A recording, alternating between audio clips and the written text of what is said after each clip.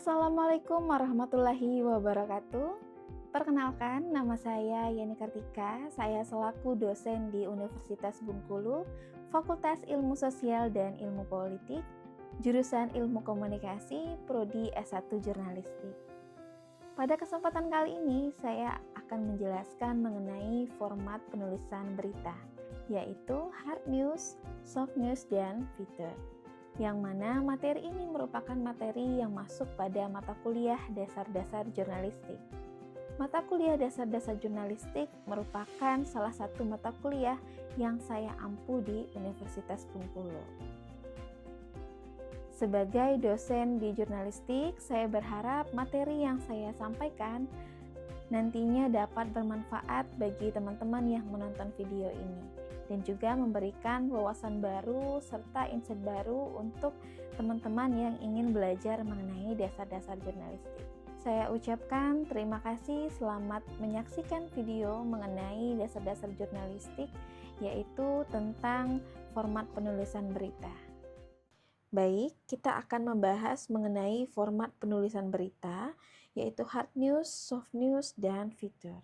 Yang mana materi kali ini adalah materi yang berhubungan dengan jurnalistik, sangat berkaitan erat dengan mahasiswa-mahasiswa jurnalistik atau berkaitan juga dengan teman-teman yang ingin belajar lebih dalam mengenai jurnalistik.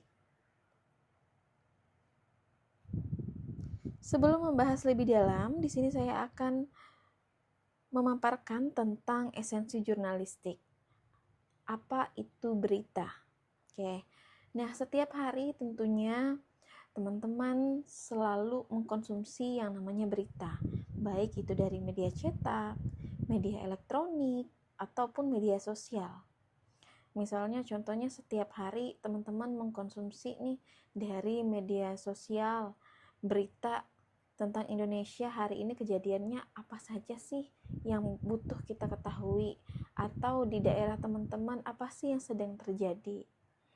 Nah, berita itu sendiri sebenarnya apa? Jadi berita itu merupakan laporan tentang suatu peristiwa atau ide yang faktual, aktual, penting, dan menarik bagi publik. Yang mana setiap jurnalis menulis berita itu tentunya tidak asal-asalan dia menulisnya, tidak sesuai dengan kehendak mereka sendiri saja, melainkan di dalam penulisan berita itu ada yang namanya format 5W plus 1H. Ada siapa, apa, kapan, di mana, bagaimana, dan mengapa. Oke, kita bahas satu-satu. Jadi yang pertama ada apa. Ketika berita itu muncul dan kalian baca, tentunya di dalam berita tersebut, berita yang baik akan memberitakan tentang apa sih kejadiannya yang terjadi ini, tentang apa sebenarnya. Kemudian siapa saja yang terlibat di dalam berita tersebut. Setelah siapa itu di mana lokasi peristiwanya. Kemudian kapan peristiwa itu berlangsung dan bagaimana sih proses atau jalan cerita dari peristiwa atau kejadian tersebut, dan terakhir mengapa atau penyebab terjadi peristiwa itu sebenarnya apa sih latar belakangnya. Nah, contohnya misalnya saya contohkan di Provinsi Bengkulu ya, misalnya sedang terjadi kebakaran. Jadi di dalam penulisan berita itu apa, untuk apanya itu diberitakan telah terjadi kebakaran di Provinsi Bengkulu. Nah, itu masuk ke di mananya, di Provinsi Bengkulu, tepatnya berlokasi di Kecamatan Sungai Serut misalnya, yang mana kebakaran ini menimpa keluarga korban berinisial A misalnya. Jadi itu masuk ke siapa dan kapannya. Kejadian ini terjadi misalnya 25 Mei 2026, yang mana kita masuk ke bagian how, bagaimana proses atau jalan ceritanya. Jadi kejadian kebakaran ini bermula dari munculnya api kecil yang berada di belakang rumah korban, kemudian menjalar terus-menerus terbawa angin sampai menghabiskan satu rumah, sehingga rumah-rumah sebelahnya pun ikut terbakar misalnya ya. Dan mengapa kejadian ini bisa terjadi? Apa penyebab dan latar belakangnya? Apakah karena gas, atau karena konslet listrik, atau karena ada yang bermain api misalnya? Jadi penyebabnya juga bisa kita jelaskan ya. Nah, kalau di Indonesia, kita sebagai masyarakat Indonesia itu sering ditambahkan yang namanya satu S, safety, yang mana pemberitaan harus aman dan tidak memprovokasi konflik. Jadi tidak mengandung unsur SARA. Jurnalis yang baik, jurnalis yang mengikuti etika dari jurnalistik itu sendiri adalah jurnalis yang tidak pernah menyinggung SARA. Jadi di dalam penulisan berita itu kita tidak boleh memojokkan atau menyampingkan suatu suku atau suatu budaya atau suatu agama.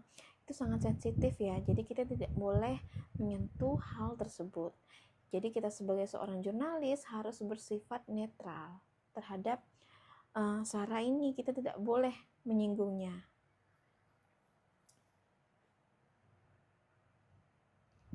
Oke, kita lanjut lagi ke anatomi dasar piramida terbalik. Di dalam jurnalistik, anatomi dasar piramida terbalik ini adalah hal yang sangat sering untuk dibahas. Nah, jadi di dalam penulisan berita itu ada yang namanya piramida terbalik. Piramida terbalik ini maksudnya ibaratkan sebagai segitiga yang terbalik nih. Jadi dia dari sisi besar menuju sisi kecil. Piramida terbalik itu maksudnya apa nih? Nah, jadi piramida ini adalah memuat bagian-bagian yang mana unsur-unsur ini tersusun dari yang paling penting atau sangat penting sampai ke yang kurang penting, paling bawahnya, paling kecil. Jadi dia dari yang paling besar mengecil sampai ke yang paling kecilnya atau ke paling yang tidak pentingnya. Jadi di dalam menulis berita itu ada yang namanya teras berita. Teras berita ini dia adalah hal yang paling penting, memuat inti dari 5W+1H yang kita bahas sebelumnya. Kenapa penting? Karena tentu kita sebagai pembaca ingin mengetahui nih, sebenarnya ini beritanya apa, kejadiannya di mana, kapan, dan bagaimana. Jadi hal pokok inti utamanya adalah hal yang ditaruhkan di bagian paling atas. Kemudian setelah teras berita itu ada perangkai yang mana dia satu tingkat di bawah teras berita. Jadi dia tujuannya adalah penting.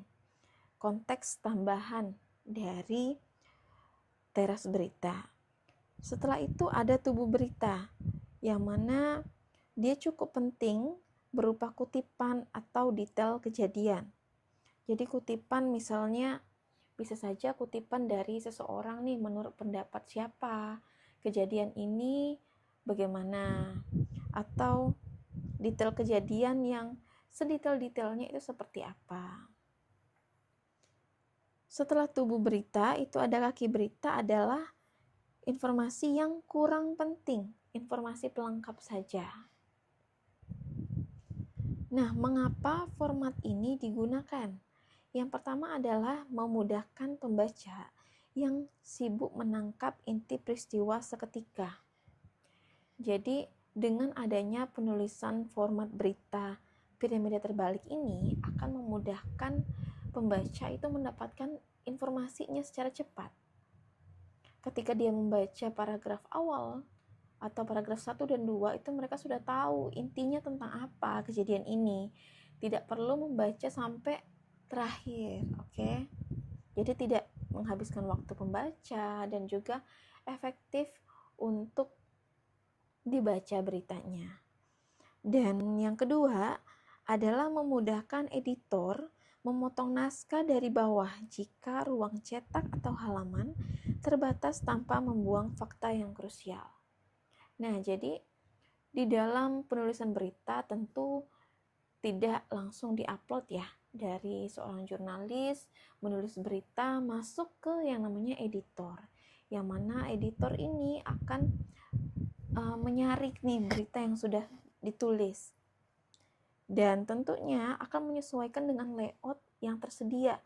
Jika tulisan itu berlebih, biasanya editor akan memotongnya dari bawah.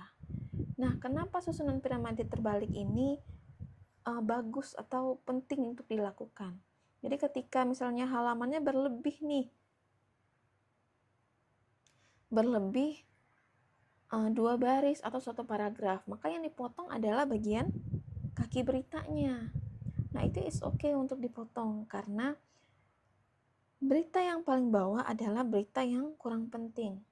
Dan it's okay untuk tidak ditampilkan kepada masyarakat sebagai pengkonsumsi berita.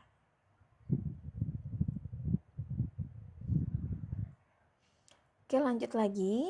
Ada spektrum format penulisan berita, yaitu hard news, soft news, dan feature. Yang mana hard news itu secara umum dia bersifat objektif dan cepat, mengutamakan urgensi, fakta mentah, dan kecepatan penyampaian. Dan kalau soft news itu dia lebih humanis dan fleksibel, menurunkan urgensi demi mengangkat sisi kemanusiaan atau hiburan dari suatu peristiwa. Nah, kalau fitur itu sendiri adalah bersifat naratif atau timeless, bertutur, mengugah emosi, dan tidak terikat waktu. Dia berpijak pada fakta, namun disajikan dengan gaya sastrawi. Oke, kita bahas satu persatu ya, mengenai 3 pokok bahasan ini.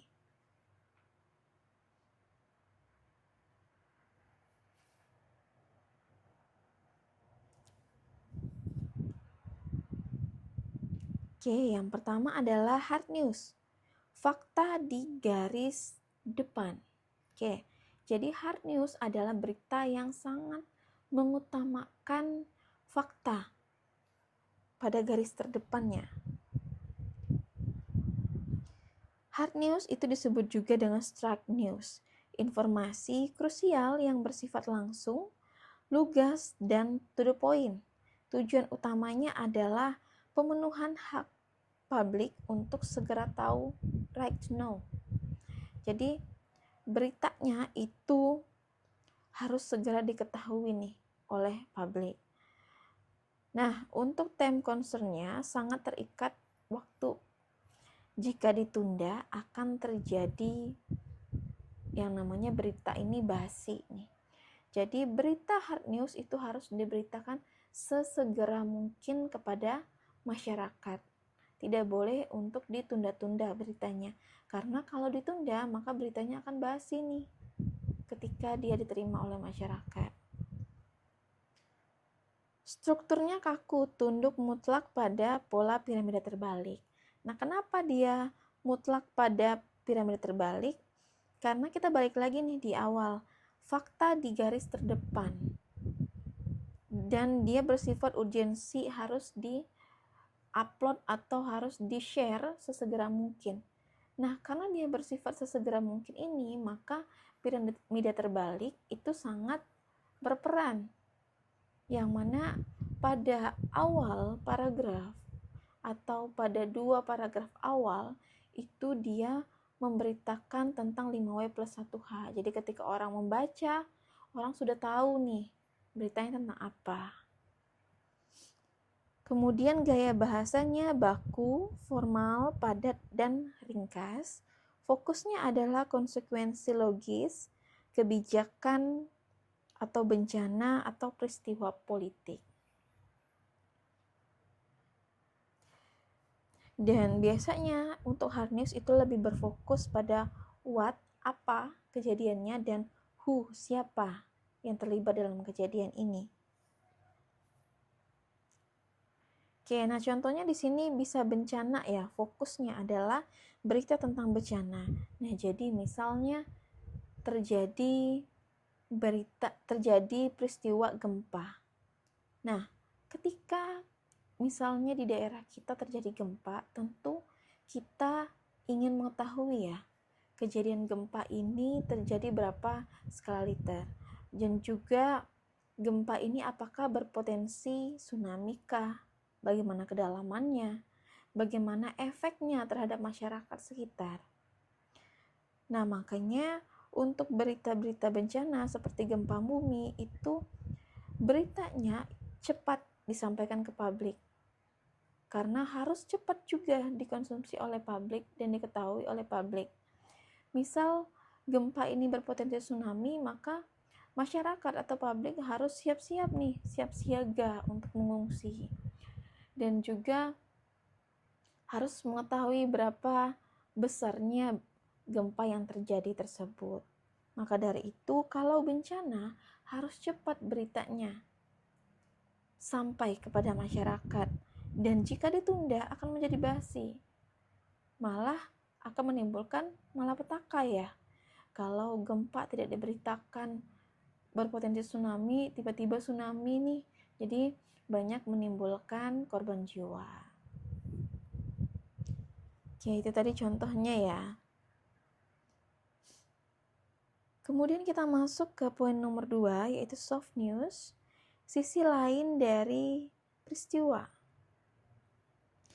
Berita yang menonjolkan nilai human interest atau hiburan, tidak berfokus pada ketegangan konflik, melainkan pada keunikan, empati, atau daya pikat manusia dari suatu kejadian. Nah, timeless-nya tidak lalu terikat pada waktu aktualisasi, boleh ditunda tanpa kehilangan esensi informasinya. Nah, jadi ini sangat berbeda ya sama hard news. Kalau hard news itu harus diberitakan saat itu juga, saat kejadiannya terjadi, maka harus diberitakan sesegera mungkin. Nah, kalau soft news itu boleh ditunda, asalkan tidak kehilangan esensi informasinya. Jadi tidak harus diberitakan saat itu juga seperti hard news. Tapi ada pagarnya nih yang memagari berita ini, yaitu esensi informasinya. Kemudian untuk struktur melonggar, tidak harus murni menggunakan piramida terbalik. Jadi untuk lead bisa berupa prolog menarik sebelum masuk ke inti beritanya. Jadi tidak harus 5W+1H nih di paragraf awalnya, melainkan boleh masuk dulu ke prolog, baru ke intinya. Gaya bahasa lebih santai, deskriptif, dan fleksibel. Dan fokusnya adalah unik, menghibur, kisah inspiratif atau profil tokoh. Yang mana fokusnya itu biasanya diutamakan pada unsur why dan how.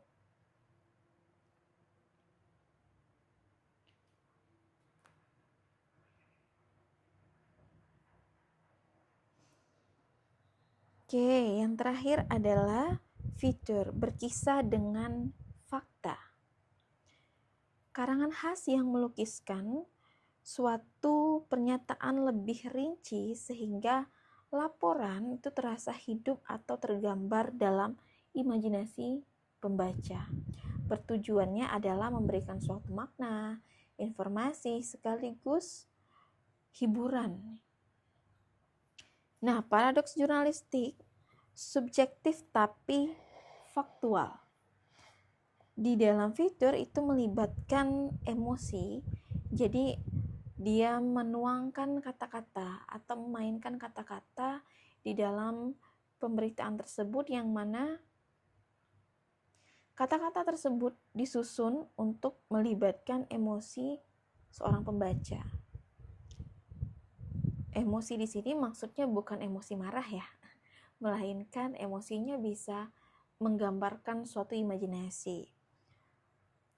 Kemudian sudut pandangnya adalah aku dan imajinasi penulis, Namun, seluruh narasi harus dibangun berdasarkan observasi dan fakta real di lapangan, bukan fiksi.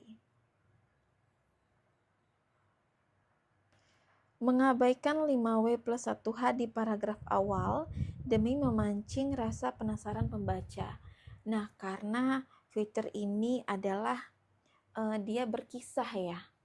Jadi memainkan emosional atau memainkan imajinasi, dia tidak mementingkan 5W plus 1H ini di paragraf awal, melainkan bisa membangun terlebih dahulu imajinasi pembaca di paragraf awal, yang mana pembaca seolah-olah bisa masuk langsung ke dalam peristiwa tersebut. Dan juga di sini dijelaskan bahwa fitur menggunakan sudut pandang aku. Setelah memancing rasa penasaran pembaca dan memainkan imajinasi pembaca, barulah masuk ke dalam 5W plus 1H atau inti dari peristiwa tersebut.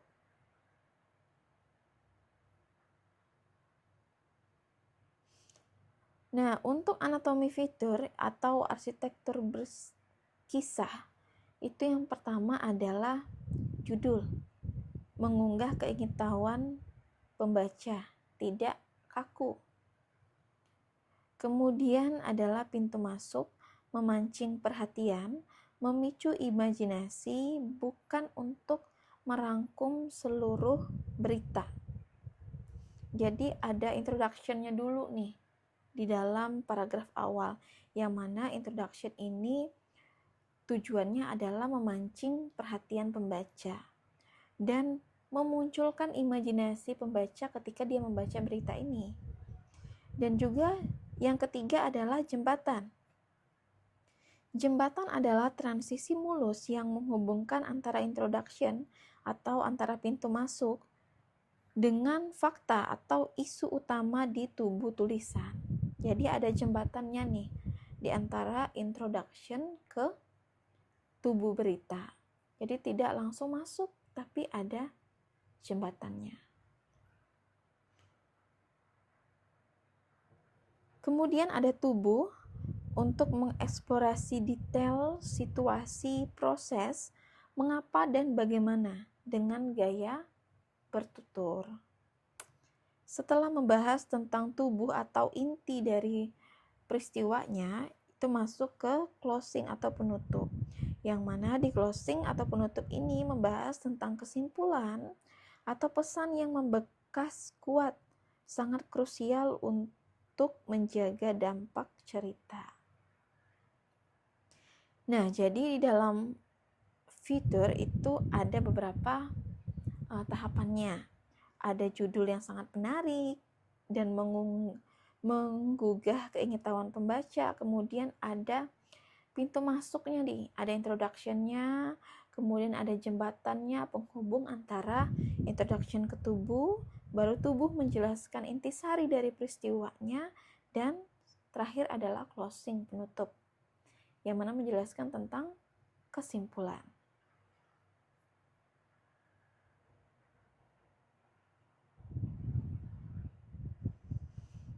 Nah, di sini selanjutnya adalah teknik intro feature untuk membuka pintu imajinasi pembaca. Untuk teras deskriptif, yaitu menciptakan suasana dengan detail, visual atau panca indera. Contoh, shred sebilah pisau 2 kali ditorehkan. Oke. Dengan adanya shred ini membuat imajinasi pembaca itu bisa membayangkan tentang sebilah pisau ini seperti apa dia ditorehkan 2 kali nih, dan secara tidak langsung juga akan terimajinasikan 2 kalinya pisau ini ditorehkan. Kemudian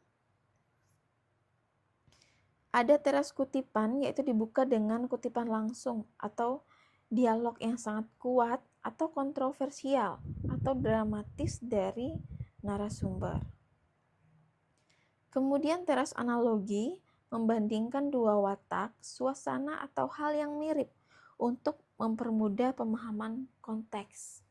Jadi bisa juga kita mengangkat perbandingan dan membandingkan topik 1 dengan topik 2 sehingga pembaca itu akan lebih mengerti ketika adanya suatu perbandingan ini. Dan yang terakhir itu ada teras ringkasan, menyajikan ringkasan unik atau inti masalah secara padat sebelum dijabarkan secara naratif.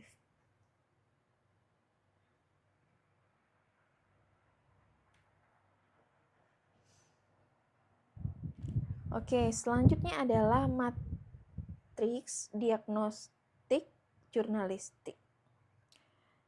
Nah, di sini sudah ada poin-poinnya yang mana kita bisa lihat apa sih poin penting pembeda antara hard news, soft news, dan fitur itu sendiri.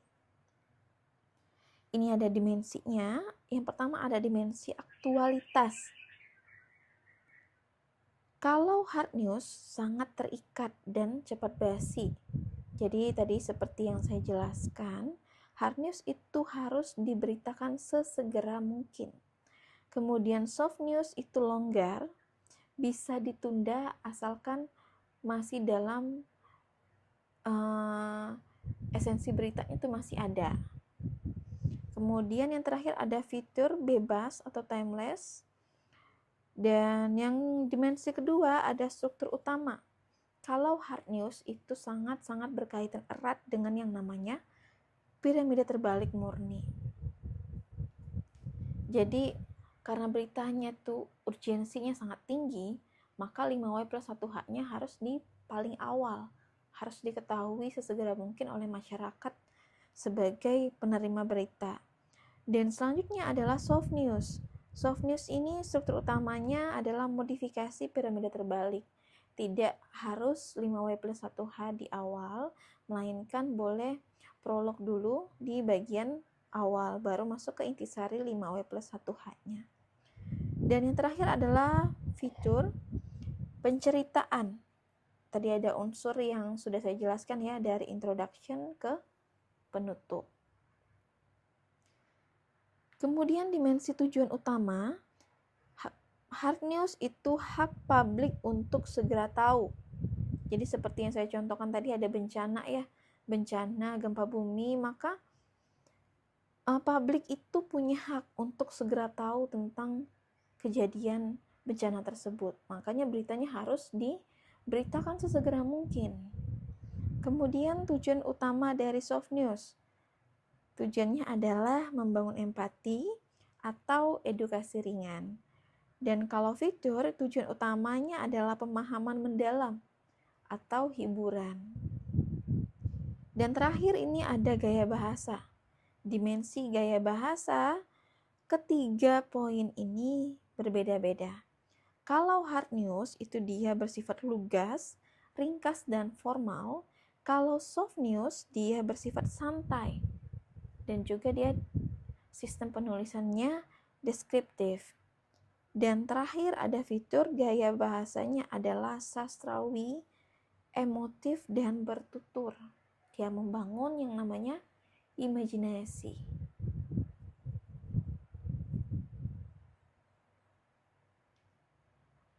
Oke, yang terakhir adalah pesan penutup. Jadi, format penulisan hanyalah kendaraan.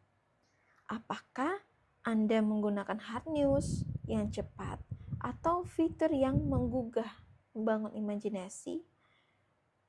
Kebenaran fakta dan kepatuhan pada kode etik jurnalistik adalah kompas utama yang tidak boleh ditawar. Oke, nah jadi pesan penutup ini memberitahukan kita bahwa untuk format penulisan itu hanyalah sebuah kendaraan. Jadi kita mau pakai kendaraan yang mana nih? Hard news kah, soft news kah, atau fitur untuk menulis suatu berita? Yang mana ketika kita berkendara tentu saja kita harus mematuhi yang namanya kode etik jurnalistik. Oke, salah satunya adalah tidak menyinggung unsur sara ya, seperti yang saya jelaskan di paling awal tadi, tidak menyinggung unsur sara, tidak memojokkan budaya tertentu, atau tidak memojokkan agama serta suku tertentu. Baiklah, itu tadi penjelasan mengenai dasar-dasar jurnalistik, terkhusus pada materi format penulisan berita. Saya berharap semoga apa yang saya jelaskan, yang saya sampaikan dapat memberikan wawasan baru, insight baru, pengetahuan baru untuk teman-teman yang menonton video ini. Terima kasih banyak saya ucapkan kepada teman-teman, semoga di dalam keadaan sehat selalu. Wassalamualaikum warahmatullahi wabarakatuh.